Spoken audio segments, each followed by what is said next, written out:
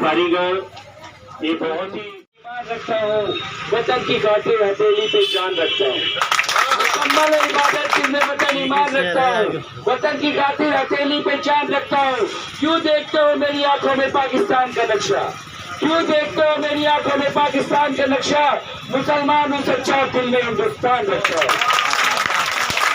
और हमारे तरजीह जयंती और शेर अली नक्शती मेरे दोनों बड़े भाई की तरह, और इन दोनों के लिए शेर है कि शमा जलाकर महफिल में ये परवाना आया है, देश की खातिर जान देने कोई दीवाना आया है। शमा जलाकर महफिल में ये परवाना आया है, देश की खातिर जान देने कोई दीवाना है।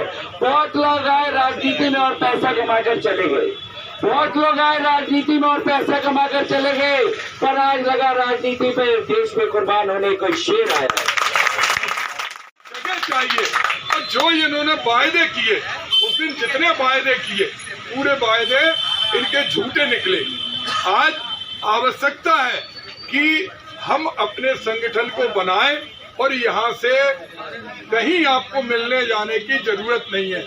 कोई अधिकारी, कोई प्रतिनिधि वो आपसे छोटा है। अधिकारियों को जो वेतन मिलता है, वो जो आपसे टैक्स लिया जाता है, उससे अधिकारियों का वेतन मिलता है।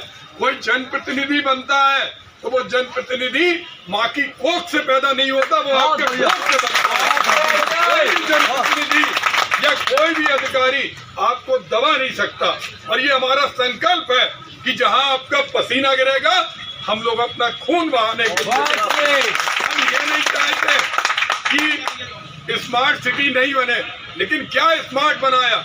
लक्ष्मी तालाब के अंदर 45 करोड़ रुपए खप गए।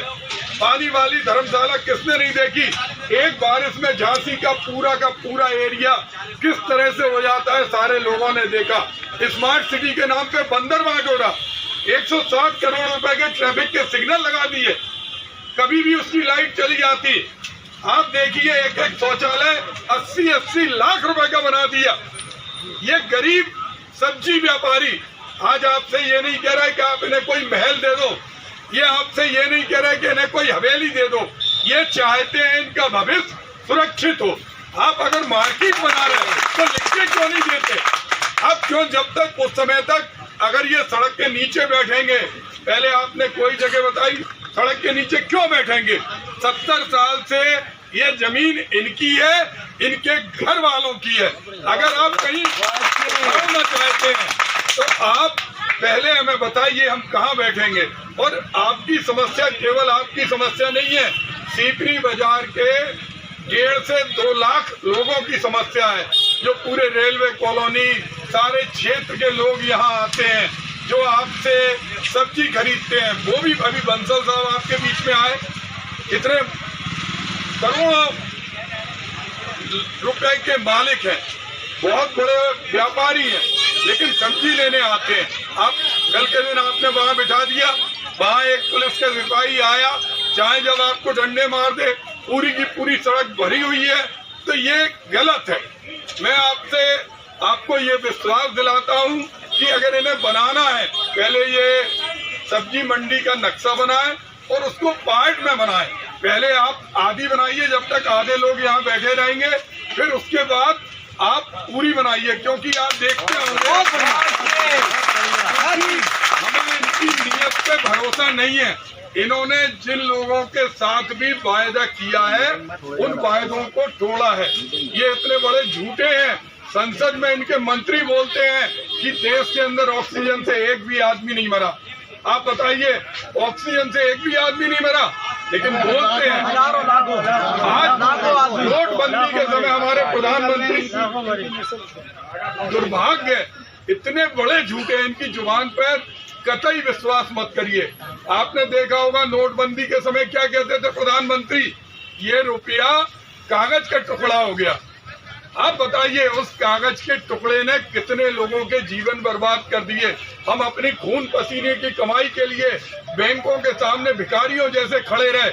हमारे घर की बुजुर्ग महिलाएं जगह जगह ठोकर खाती रही, और क्या हुआ नोटबंदी से? अर्थव्यवस्था तबाह हो गई। आपने कहा था 2.5 करोड़ लोगों को रोजगार देंगे। आप रोजगार देने के बाद तो दूसरी, आप जिनके पास रोजगार है उनका रोजगार छीन रहे। आपके पास एक ही मुद्दा है, अगड़ों को पिछड़ों से लड़ाओ, सवर्ण को अल्पसंख्यकों से लड़ाओ। ये लड़ाई के बल पर हमारी मंडी को हटा नहीं सकते। इन्हें जो भी करना है वो खुले मंच पे यहाँ आके अपने इनके जितने भी अधिकारी हैं, बड़े से बड़े अधिकारी को आना, इनके मंत्री को आना। और आपको मैं विश्वास दिलाता हूँ कि अगर पुलिस ने जबरदस्ती जेसीबी आपके सामने लाए तो सबसे पहले जेसीबी के सामने लेटने वाले हम लोग होंगे। उसके बाद ये जेसीबी चला सकते हैं। इन्हें जो बात करना है या खुलेआम बताएं और इस तरह फुटबॉल की तरह ठोकर नहीं मारे। आपने उस दिन कहा था कि हम पार्क में जगह देंगे, अब पार्क का मना कर दिया, अब कहने लगे यहाँ खड़े हो जाओ। ये कोई तरीका नहीं है, आप लिख के दीजिए। और हमारा भी आपसे नेता है, आपके सब भाइयों से एक आग्रह है, आप अपने मन में एक संकल्प रखिए कि आपको आपका हक मिलेगा और उस हक की हमें पुख्ता लिखा पड़ी चाहिए। आप अपने अंदर ये कमजोरी और डरिए मत, ये आप चलाते रहिए। आप निश्चित रूप से न केवल आपकी लड़ाई है, ये लड़ाई पूरे झांसी के गरीब व्यापारियों की लड़ाई है। सारे व्यापार मंडल के लोग, सारे सीटी बाजार के लोग आपके साथ हैं। उन्हें आप सबका बहुत बहुत धन्यवाद। और हमारे जो दूसरे भाई हैं उनसे भी आग्रह है कि वो लोग भी इनसे इनकी मदद करें। जैसे भैया आ गए, बहुत सारे लोग आ गए, क्योंकि इनके पूर्वज और आपके पूर्वज 70 सालों से एक जगह व्यापार करते थे, तो आज इनको आपकी आवश्यकता है। पूरी तरह से समर्पित रहेंगे। मैं आपको विश्वास दिलाता हूं हाजी साहब, हमारे भूरे भाई कुशवाहा जी, कि हम लोग, चाहे हम हो चाहे मनीराम कुशवाहा हो, हमारे क्रांतिकारी अध्यक्ष, हम इम्तियाज भाई से कहेंगे कि आप रोज आके यहाँ संचालन करें। इनको बुलाना चाहिए रोज। बिल्कुल।